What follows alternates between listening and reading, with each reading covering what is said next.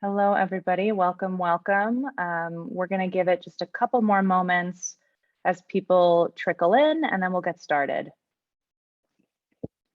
If you haven't joined our Slack channel just yet, which is where we're going to be managing the chat and the Q&A, you can find the link to join in the Zoom chat, and then just make sure you're in the SDUSD AMA channel on Slack.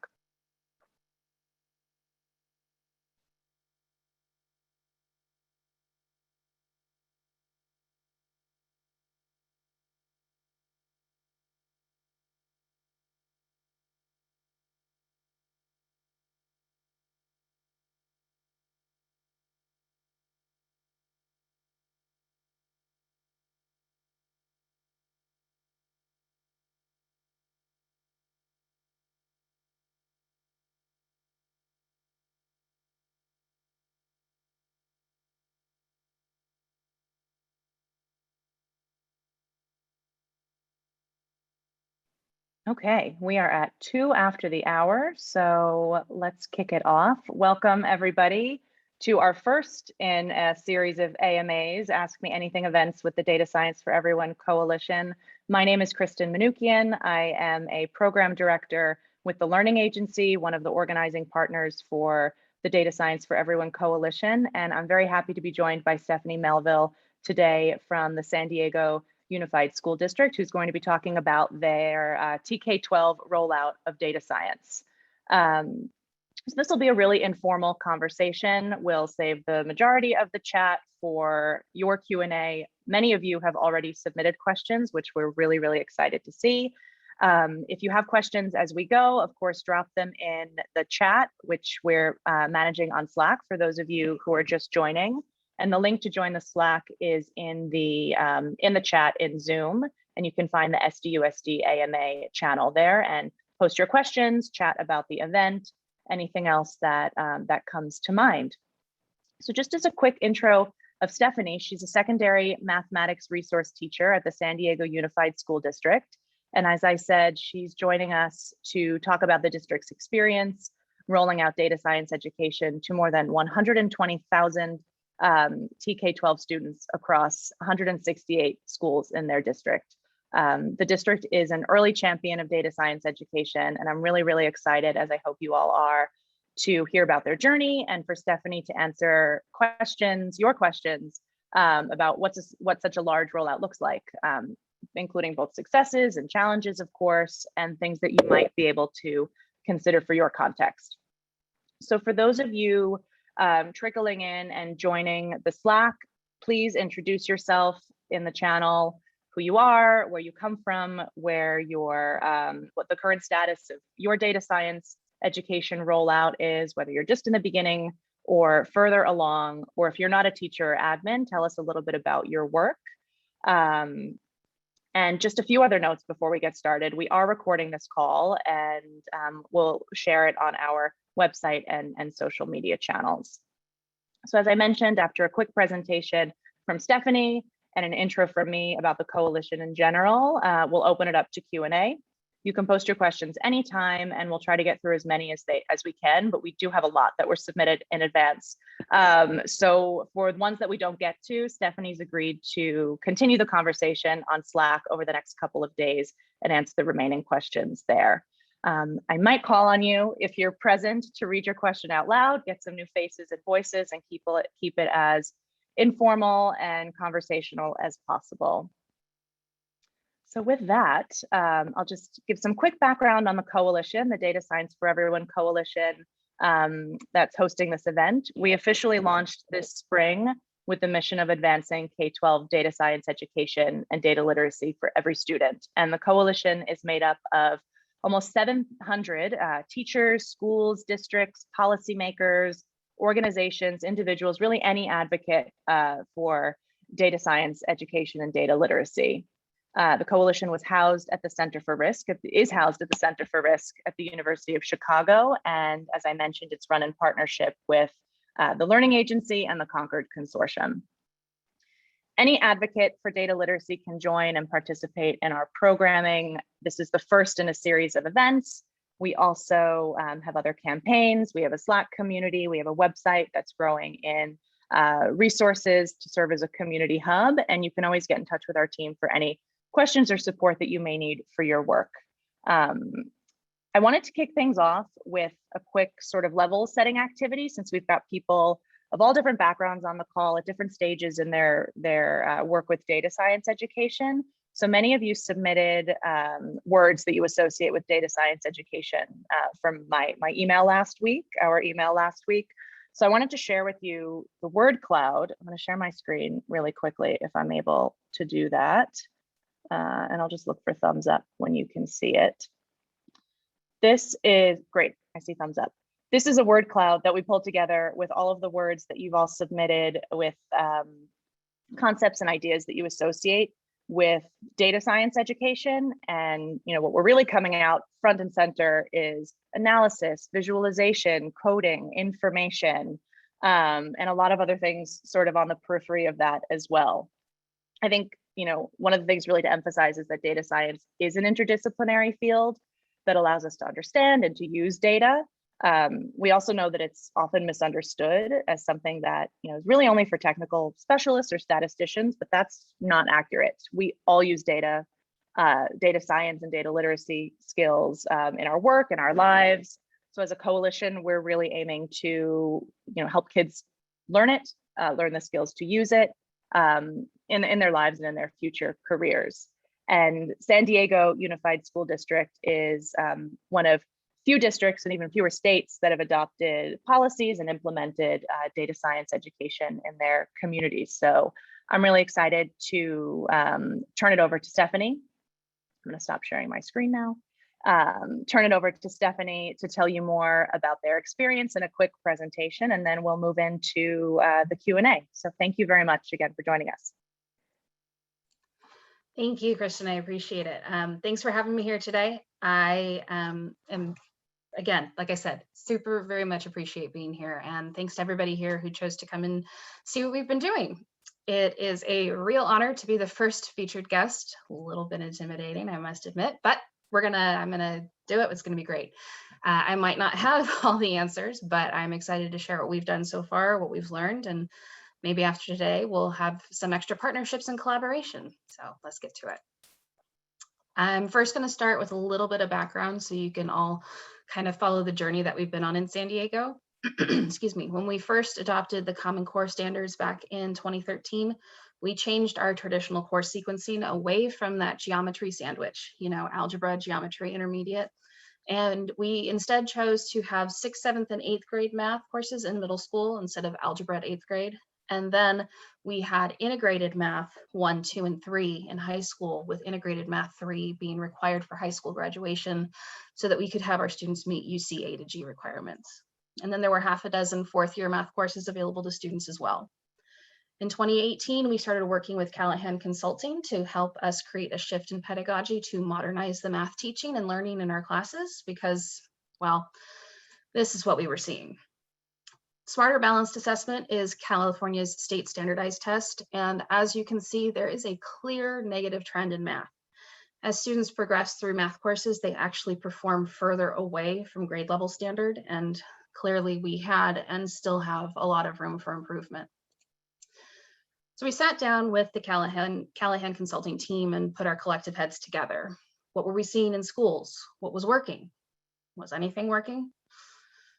We looked a little bit deeper at the performance indices and we noticed something. Kids were consistently performing better on procedural problems than they were on applications or communication skills. So we went into classrooms and we saw this big glaring problem right in front of us. The most frequently seen practice in classrooms left a lot to be desired.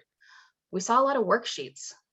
We saw that we were getting back exactly what we gave, a lot of procedural fluency practice. We also learned that our 4th year options were unattainable to many students because of early courses not passed, particularly IM3, which was required for high school graduation, and as a result, a prerequisite for all of our 4th year courses. We were essentially guilty of systemic gatekeeping. But the biggest gut punch was when we looked at student mindset data and found that kids didn't think math was relevant to their lives, and that the math they were learning wasn't relevant to their futures. sort of this notion of, well, I know it's important, but it's not important for me. Somebody else needs to learn it, somebody who's going to do something with it, because that's not going to be me. So we took a step back and began our shift with revamping our core curriculum. This was an opportunity for us to change the way we taught mathematics, the way we made math relevant to student lives, and the way we messaged how courses were picked. Since then, we've been pounding the pavement, telling teachers and counselors, students and families, anybody who will listen, that calculus does not have to be the end goal, that there are more math options available to students.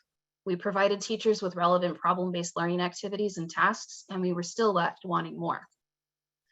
We started looking at local industry partners and saw a lot of the same job skills were needed.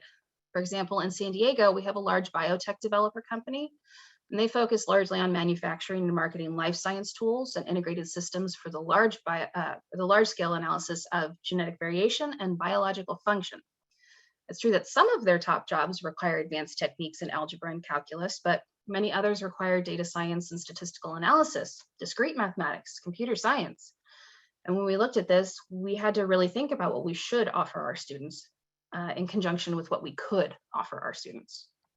It became clearer than ever that what we needed to do was find something for students to pursue that took into account their post-secondary goals. We determined that because industry math needs are diverse, our courses really should honor the standards for mathematical practice and in all of our TK-12 courses. And when we considered that not all jobs required a college degree and not all jobs are STEM focused, we knew we had to stop the narrative that college was the end game for all the students and that calculus was the only way to get into college. And that narrative shift needed to start with allowing students to pick their courses in a way that would open doors and create opportunities rather than hold students back from reaching their full potential. Cue the CSU and UC system's decision to allow students to take data science as a qualified third-year math course, and we had ourselves a total game changer. We began looking for the right curriculum, one that felt right for our teachers and students, and we were incredibly lucky to find the team at Course Kata. Jim Stigler, Ji Sun, Karen Given, along with Ken Sori and Phil Darrow, have put together an amazing course that is 100% online and interactive. We're totally blessed to have this course available to pilot in 2 schools last year, the year we spent nearly the entire time online. The Course Kata curriculum and professional learning is free and has been shown so far to engage even the most math-averse students and tech-phobic teachers. The approach to data science and education with Course Kata is unlike any other we've seen in any of our existing curricula. It's a rigorous and modern mathematics course that's applicable to many of our students' college majors and future career goals. No. It's a true alternate pathway for math classes, and this course teaches math as though computers exist. It's 100% rolled out through an online learning management system. Students focus on knowledge and transfer rather than rote memorization of formulas and calculations. Everything is relayed back to a connection to real world context using statistical modeling as the key focus. There's coding with R, and there's Jupyter notebooks, which is something that data science use in their actual field. And they use those things to create visualizations and models. And the entire course is built around this open and interactive textbook, which is frequently updated and leverages research and student data to guide continuous improvement of online learning resources.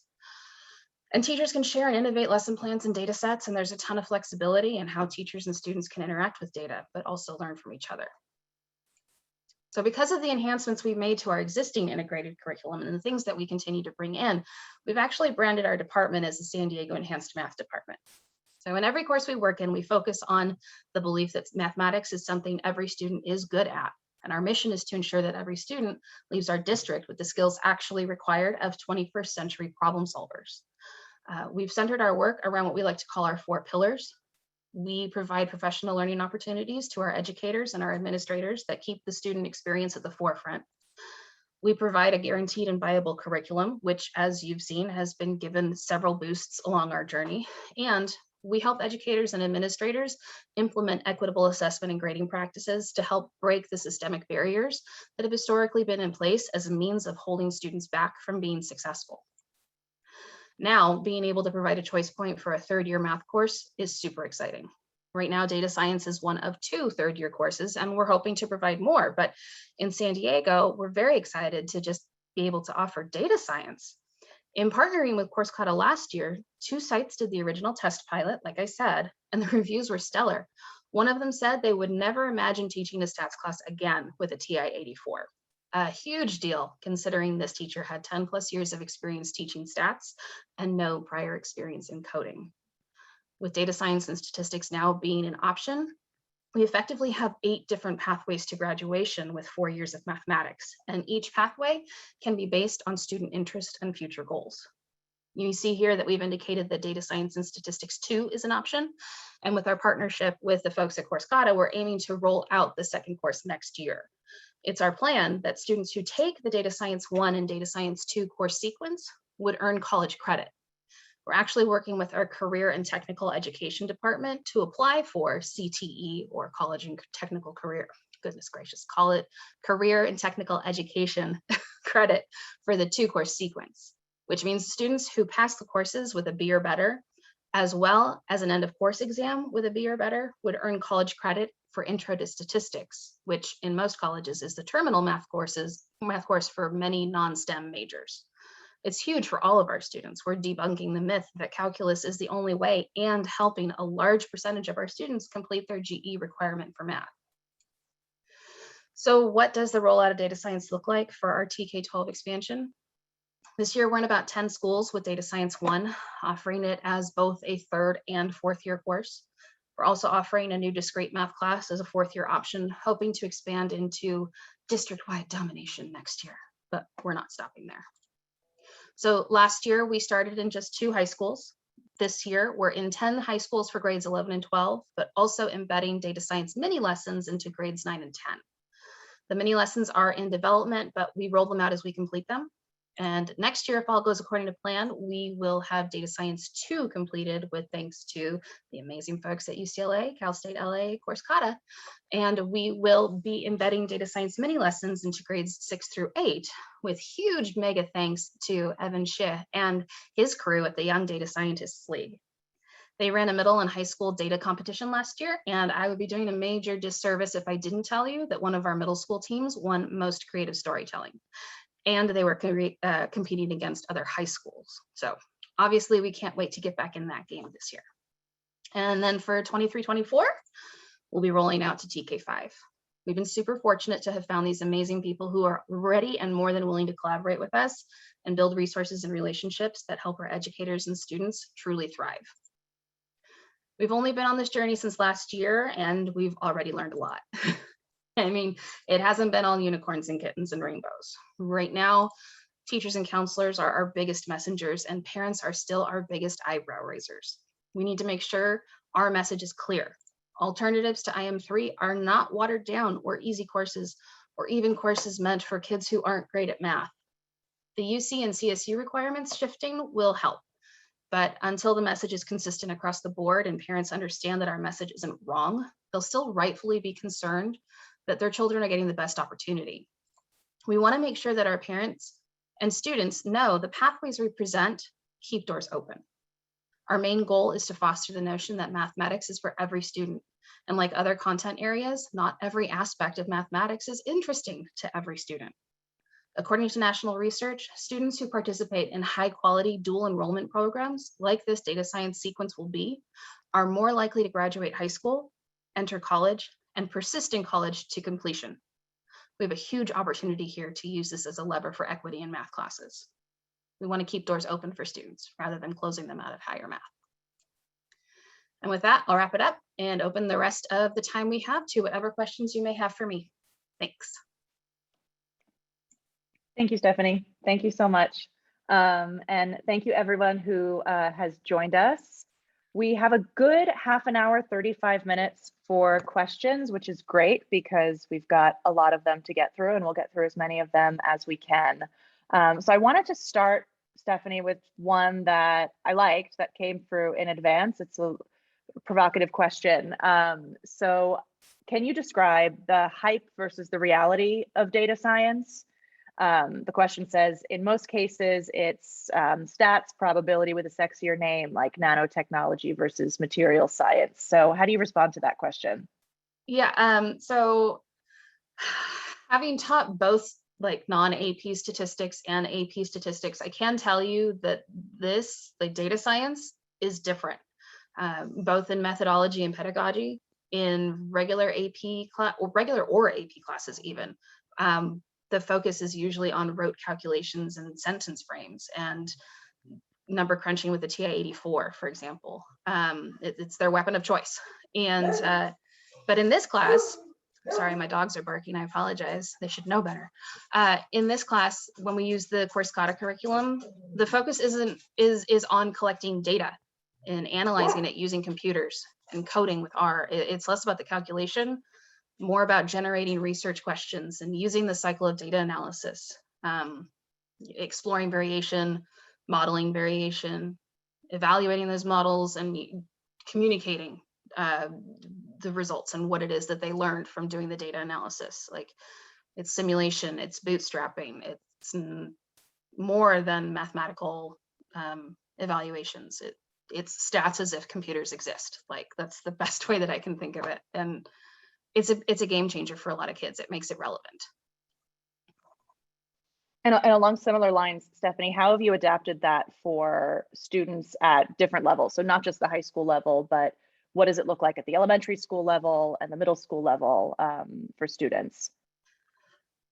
So right now, what we are doing, or what the thought would be, because like I indicated in my slides, we're not there yet per se. We are working on figuring out what to put in grade levels, etc. So where we're starting is with our framework and the big ideas for what statistics and probability modeling we can do, and creating like bite-sized mini lessons that can be embedded into teachers' existing curriculum to kind of offer the enhancement, if you will, of data science within what they're already teaching. You know, like in 7th grade, we're already teaching probability. Let's throw some coding and some modeling and really figure out what it is that we can do with computers in those courses. That idea of bite-sized lessons and modules is something that has come up a lot in our conversations with teachers as well. Teachers, you know, not just for math, but across all disciplines, who say, you know, I'm excited about data science, like I'll teach it. I would love to embed that in my coursework, but you know, I don't have the time. I don't have the resources. I use a lesson, a bite-sized lesson in my classroom. So it's something that we're hearing a lot. And something also, you know, as I said, that I think is especially relevant as well for teachers across disciplines, where you may not think about how data science is relevant to social studies or English right off the bat, but it is. So curious also, and this is a question that came up a handful of times in some of the questions as well, what resources exist from your knowledge that can bring data science to classes across disciplines? And is that something that has come up in conversation with your district as well? So San Diego is really fortunate that we have a phenomenal resource around project-based learning and problem-based learning. And we have a lot of high schools and middle schools that participate in project and problem-based learning. And what those schools do is they build cross-curricular projects that take a unit in 6 weeks, a semester, a year to complete.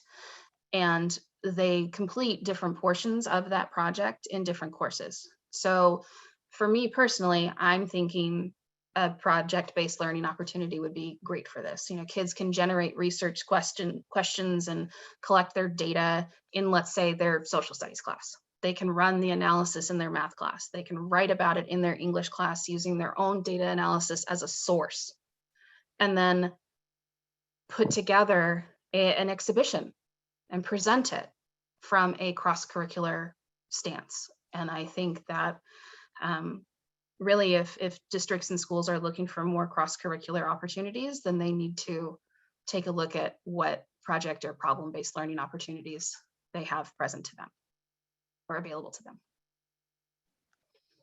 Thank you. I'm going to pivot slightly and take a step back, sort of to a strategic question that came in from Holly McIntosh and Brian Waldman, who are both on this call. So if either of you want to jump in and add any context or color to this question, please do. But the question is, what structures, stakeholders, pre-learning or advanced commitments would you say are necessary to ensure a successful implementation? So who do you need to engage, and what sort of structures need to be in place?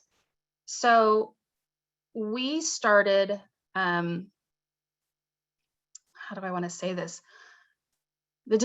People at the district level in San Diego have been really amazing at making the rollout happen.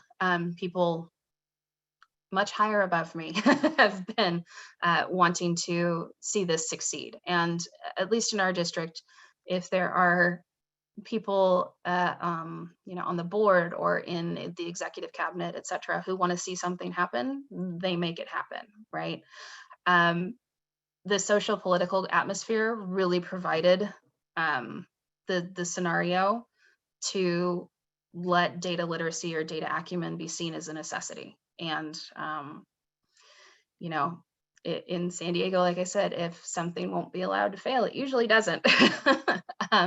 But when we engaged with the idea of offering data science to begin with, we reached out to existing statistics teachers and AP statistics teachers, wanting to gauge interest to see if anybody looking to do something a little bit different with their non-AP stats course, let's say.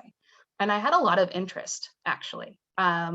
We have 16 comprehensive high schools and another 6 that are atypical schools, like maybe they do grades 6 through 12, or it's a K-12 school, something like that. But we had a lot of interest, and only 2 ended up going with it, and those were 2 veteran statistics teachers who really felt that they could roll it out, even with not having taught any coding before. I would say that as far as pre-learning is concerned, you need a curriculum or a program that has some phenomenal professional learning opportunities for your teachers. But you also need teachers who are willing to engage in this work and willing to model what it's like to do data science, which is to oftentimes have to have a mistake and figure out where it is, clean your data, or even figure out where your mistake in your code is. You have to have teachers who are willing to engage in that as well. And I think, that those particular pieces are important to making sure that puzzle is successfully put together. Yeah, and Karen on the call asked a bit more about requirements for teachers. So are there specific hard requirements that you do have for teachers to teach data science in your district? Right now, they need an interest, and we highly recommend that they do any of the study groups through Course Kata. So before they teach, Course Kata usually offers some workshops and study groups where they do a lot of pre-learning on the curriculum and see how it looks, how it's built, what kind of coding, et cetera, is required. But other than that, I mean, for me, my firm requirement is a general desire to teach it. I mean, if a veteran stats teacher can come in and never have any coding experience and tell you after the first semester of teaching it that she never wants to teach it with a TI-84 again, I feel like that speaks volumes to the livelihood of the course, At least in my personal experience, veteran teachers are ones who can be more nervous about taking something new on, especially when it comes to technology integration. And so to see that not only could they do it, but they felt successful doing it, I thought that was huge. I think along the lines of things that are new as well, data science is definitely something that's new to parents, which is a big stakeholder group, and one that you said in your presentation. They're some of the most challenging stakeholders to engage. So I'm interested to hear a little bit more about what your approach and strategy has been there and how that's worked for you. So right now, this is one of the trickier components, because there are some parents who, as much as we say this course can also get you into college, this course can also boost your GPA with weighted credit, these kinds of things, they still are used to the message that calculus is the course that gets you into the university, and calculus is the one that you have to take. And so for us to we've brought parents in, we have steering committees where, different stakeholders meet once a month to talk about where things are going, timelines and implementation strategies, etc., messaging, things like that. And so we have parents and community members that are on those steering committees to kind of help direct us a little bit, or to give us more insight about how we need to finesse our messaging, let's say.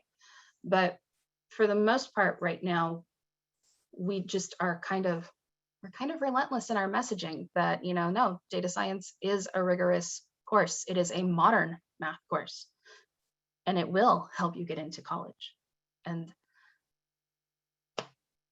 I think our work with the universities that are tied to Course Kata is also helping in that regard, because we have, the ability to say, no, like, we're working with these universities and they are telling us this.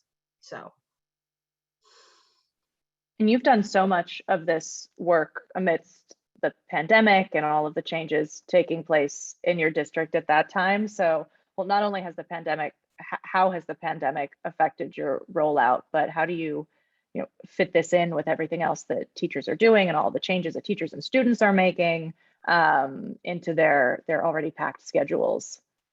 Right. So the nice thing is that one of the nicer fallouts from pandemic and doing online learning is that we're now effectively a one-to-one district where each student has their own device. And so they can take that home, they can use it in the classroom. The technology is there and it is accessible for our students as well. So that has helped tremendously in terms of, I hate to say forcing, but it has really made teachers have to step out of their comfort zone, and students have to step out of their comfort zone with technology. And so having it kind of show up at the right time we had amazing fortune on that part. In terms of asking teachers to do more, I don't think of it as doing more. I think of it as replacing what they're already doing with something better, truly, something innovative that is still rigorous, something that is modern, something that has the ability to make data relevant for students, to make math relevant for students. And along a similar vein, John on the call had asked about accessibility issues. It sounds like you're essentially a one-to-one district, but do you have advice for teachers who want to teach students technical data science computing skills, but they don't have access to technology or reliable internet at their home or their schools or their students' homes? Yeah, that's a tricky part. In order to teach math as though computers exist, they have to actually exist. It's a limitation, but it's also an opportunity. You can do certain things without the internet, not Course Kata because that's all online, but not within the modern working environment. Like you have to have the internet. So just like in the pandemic, you needed internet. If you want to prepare students for the modern world, it also has to be on the internet, kind of thing. I think equity and accessibility are really core to this work and to the opportunity that data science education presents. And we had a handful of questions come through about that as well. So Brian Waldman again and Andrew Brierley, who are on this call, of course, jump in if you have any color that you want to add to the question as well. But I'll just read what we have here, which is, how did student access and equity drive your work? And what implications have there been, especially considering potential tracking and racialized outcomes for course selection and pathways? Totally. So, I mean, this pathway was born of a need to modernize math instruction as well as courses. When you see approved data science as a third-year math course that met A to G requirements, we grabbed a third-year math course to help provide options that fit students' post-secondary goals. We wanted to make a 2-year sequence that offered college credit because we knew that dual enrollment, like I said, it provides an intro to higher education for first-generation college students and their families. And students who participate in high-quality dual enrollment programs are, like I said, more likely to graduate high school. They're more likely to enter college and persist in college to completion. And, you know, the students who are most likely to benefit are the ones most underrepresented in higher education settings in California. Young men of color, students from low-income families, and first-generation college students. So dual enrollment is a powerful tool for equity, and that's where we're headed, offering more dual enrollment opportunities, offering more opportunities to stop the tracking, if that makes sense. And opening doors to new career opportunities as well, Right. and new skills to add to the resume and new opportunities to pursue at the higher education level. So I'm going to pivot a little bit to the career side of things. We had a handful of questions come in about that as well, and interested to know what career connections you make with students related to data science as you introduce the concepts to them. So let me, if it's okay, I'm gonna pivot a little bit, not pivot, but I'm gonna pull up my slide deck again. Because the career connections that we make, I mean, we have given students, we have a video that we show students that's meant to be given to them right around their choice point in the second year math course, the integrated math 2, to kind of help them figure out what they want to take for their third year math course. And we talk about, in that video, we talk about the different career choices or things that students might find interesting to kind of help them weigh their options for data science or integrated math 3, and help them kind of figure out what their interest pathway might be for post-secondary.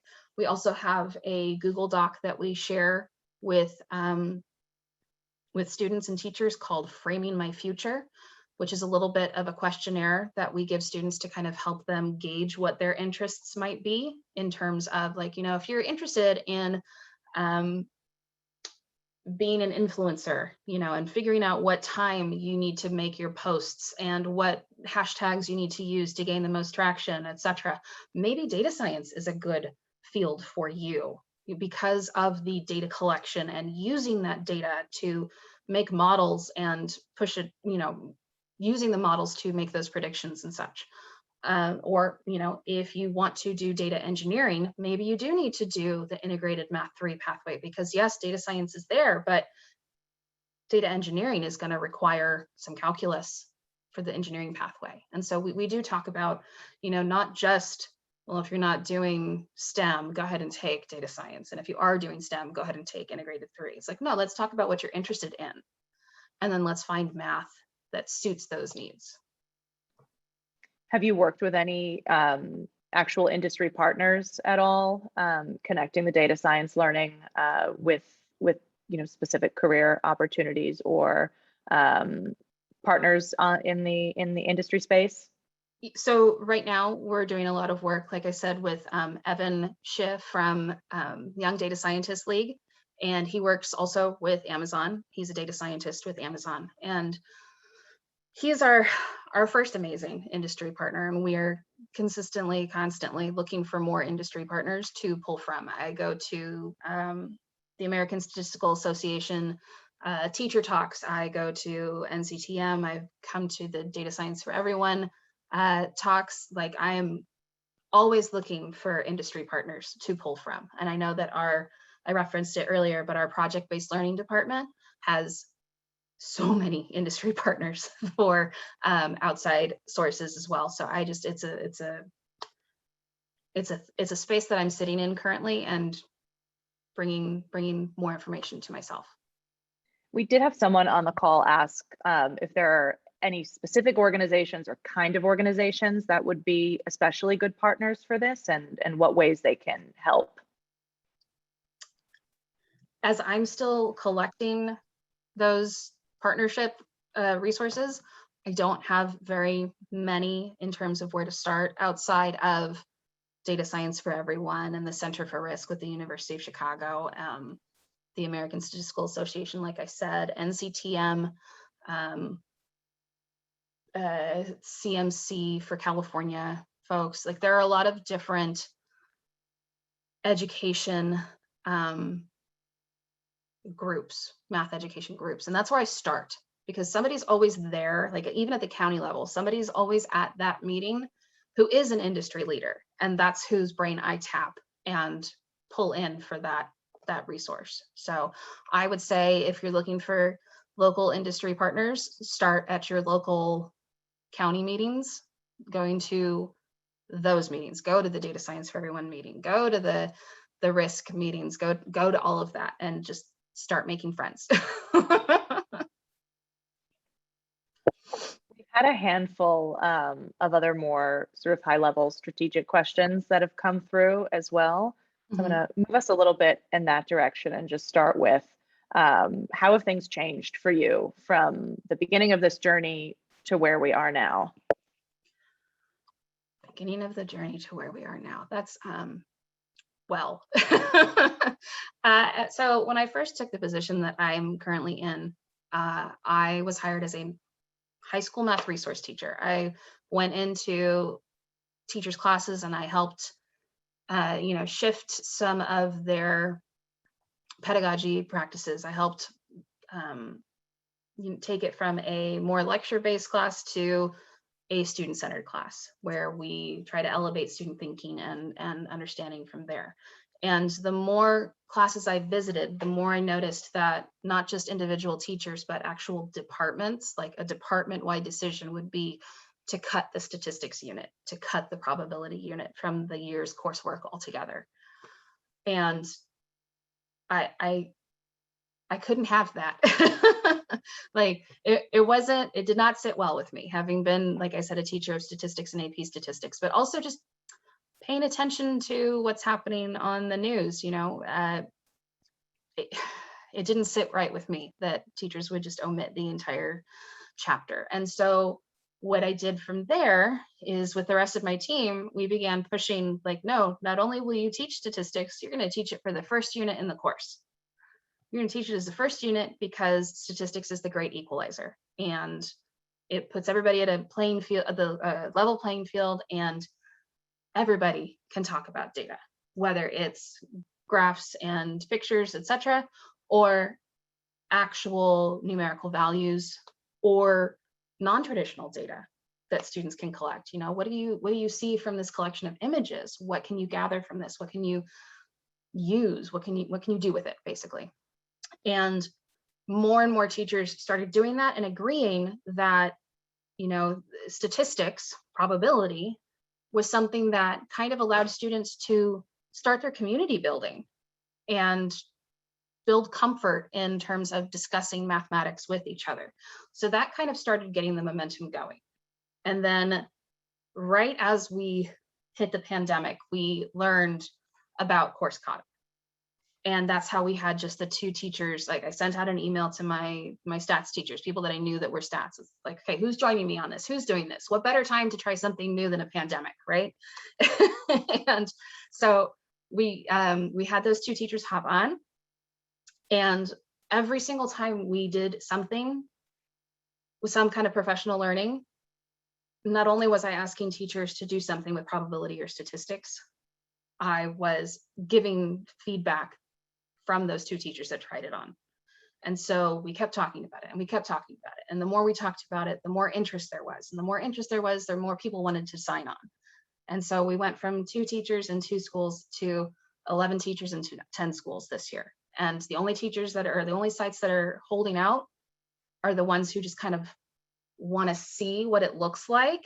And they were nervous, coming back to school this fall after having spent a year and a half essentially out of classrooms.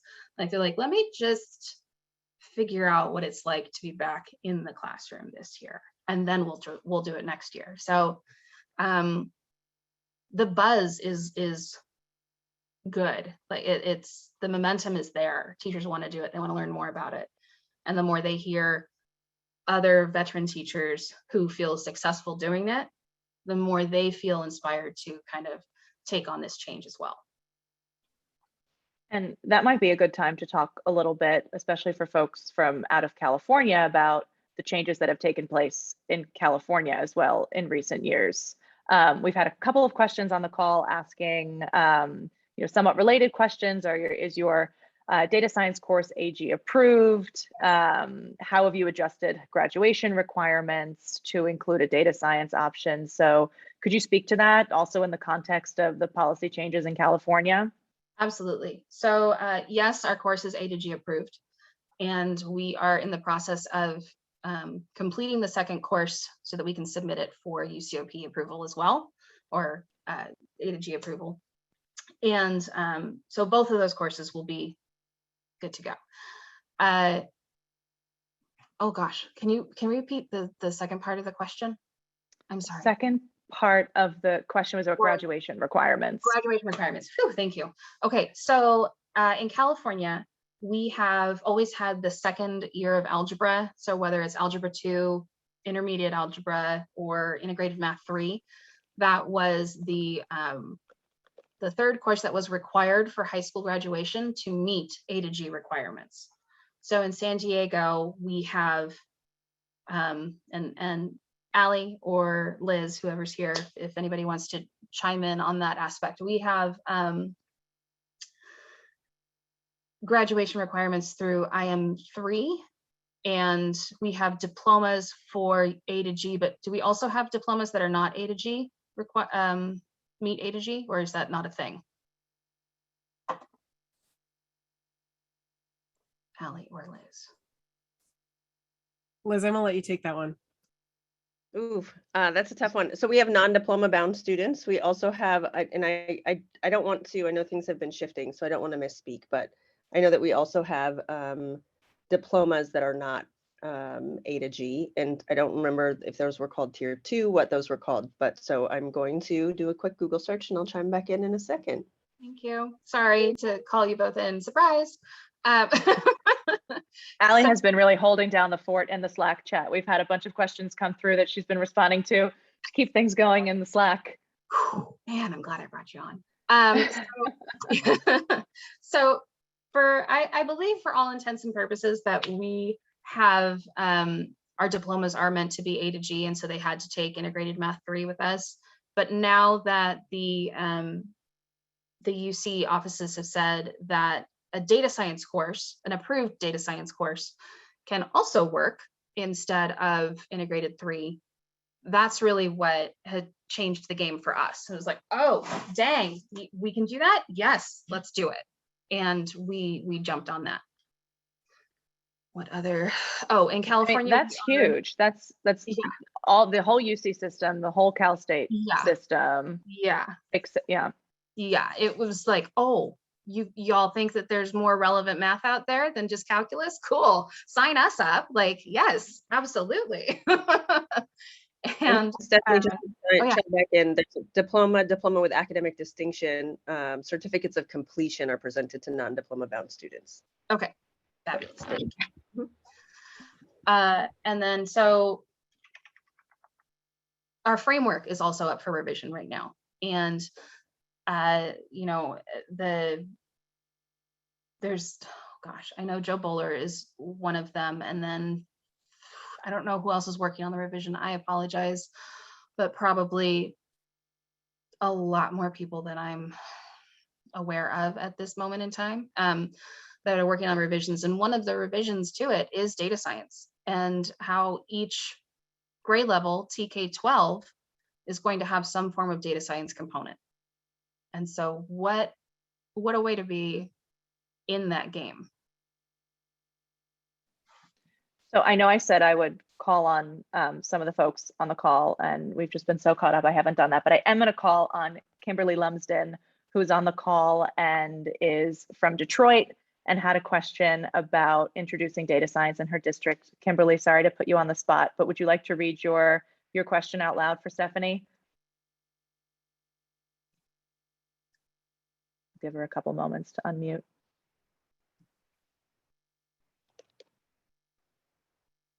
All right, I will read the question.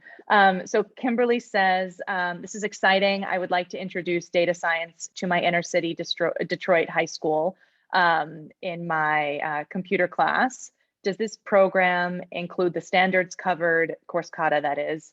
I'd need to list them. Also, are mini lessons available? She says, I was thinking I would follow the Joe Bowler Stanford University data science course. Do you have any comments on how that might compare? And then finally, I'd love to help this progress in my school to a dual enrollment program. Meanwhile, there's a lot of questions in this question. Is there a certification available in this program? Okay, so part one was, is it in the chat or is it on the Slack chat? It's in the chat, but does this program include the standards covered? Yes. That's part one. Yes. So one of the things that we had to do in order to get it A to G approved, UC approved, was we had to write a course of study and talk about all the different standards that were taught within the course. So that's there, and it definitely covers all of our standards. And she'd also asked about mini lessons being available. Okay, so I don't know if G or Jim or Karen. I think I saw G join the call. Okay. G, are you still? Let me see. We can circle back on that question as well if G's not here. Yeah, if we can, that would be good. I don't know that they have mini lessons yet. I know that they are constantly building lots of different things within their Jupyter notebooks. I'm not sure that it. So when I think mini lesson, I think things that I'm going to sprinkle in throughout. And when I think of course kata, I think about the coding aspect that they do with R. And I'm not sure that I would be confident to say that I would feel good with sprinkling R throughout, if that makes sense. And maybe I'm not thinking about it the right way. Maybe the teachers that have taught it in my district would be able to weigh in and say, no, absolutely, you can do that. I'm still in the process of going class to class. I'm doing observations and I'm seeing what teachers are doing, and I'm gathering my own kind of data to see what it is that I need to offer the teachers who are teaching it, but also the teachers who aren't teaching it. So I believe that course kata, if it doesn't have it, would be willing to either point us in the right direction for people who would build it, because there is a huge team of teachers that work on building lessons and activities within Jupyter notebooks and with R and within the course platform. So if they don't have it, I'm sure the teachers do. And then the final part of that question was about, Kimberly says she was considering the Joe Bowler Stanford University program, U-Cubed. She asked how this might compare, but I wonder if more generally it could be helpful if there's anything else you wanted to say about what you considered when selecting a curriculum, and that might be helpful for other folks on this call. Right. So really what we did was we took a look at, there were three main contenders. There was course kata, there was IDS out of UCLA as well, and then there was the Joe Bowler curriculum, which at that point in time, sorry, that again? U-Cubed. Yep. Yes, U-Cubed. At which point in time, when we had to kind of make a decision, U-Cubed had not released enough information for us to feel confident in making that selection. I mean, Joe Bowler is Joe Bowler, like there's a name association there for sure. But I couldn't in good faith tell my teachers to just trust me and run with it, right? When we first started looking, I had seen IDS before, so I kind of knew what it was about. And then I had an opportunity to look at course kata, and their focus on knowledge and transference for me is really what sealed the deal. It really was this way of building off of students' existing knowledge and pre-existing knowledge for that matter, and building off of it and making connections to their everyday life in a way that I didn't see with other curriculums as strong, in my opinion, personally. And taking that with other people on my team to kind of do some reviews as well. And we all kind of settled on that same agreement that for our students, for our district, Horse Colorado was going to be the way to go. I think we have time for one more question. The question is from Charles Cassidy, who's on the call, and it is, if this mission is ultimately unsuccessful, what would be the most likely reason? And I don't mean to end on a down note, but we can try to see if we can spin it in a way where it's a lesson learned to adapt the initiative to how to ensure that it is successful. So what sorts of challenges are you anticipating? Gosh. Allie went off mute. I was just gonna say, I have to say, it is going to be a success. It's just going to be, if anything, it'll be a longer road. So I think I'm willing to reframe that question for Steph. If it takes longer than we hope, what would be the challenges and the obstacles that we had to overcome that slowed us down towards our success? Yes, I like that. So I might anticipate this being a longer journey if we can't get more universities to be public about data science being something that is a rigorous and modern and more than acceptable pathway outside of calculus, right? That it is valuable and does have merit. If more colleges and admissions statements don't include that, we're always going to have parents say, no, this can be for somebody else who's not my kid. You know, I think that's going to be a big deal. But from what I'm seeing so far, I think teachers in our district at least are poised and primed and ready to take on different stuff for once. And I think that's amazing. So I think that's a great way to end. I heard a call to action. I heard a call to action to teachers. I heard a call to action to universities. I'll throw in a call to action to policymakers, all of the complex sets of stakeholders that need to move in order to make this a reality and bring it to more students. So with that, I have a couple call to actions myself from the coalition, but first I want to say thank you so much to Stephanie for sharing more about your journey. And we hope all of the participants on this call have found some helpful insights that you can bring back to your districts and your colleagues. We will share the recording by email, and you can feel free to share that around. Don't hesitate to be in touch with questions. We're also excited to announce our next AMA, and the registration for that will be dropped in the chat, and that will be, we're going to go East Coast to New York City Public Schools, who are rolling out data science education across disciplines, which will be a really interesting complement to Stephanie's conversation here today. And also for those of you who haven't had your questions answered, stick around on Slack this week. Stephanie has agreed to continue answering your questions and sharing more about their work. So with that, I want to say thank you very much and have a wonderful rest of your your Monday, that is. Bye, everyone. Thank you very much. Thank you Really so much enjoyed for that. being here, everybody. I appreciate it.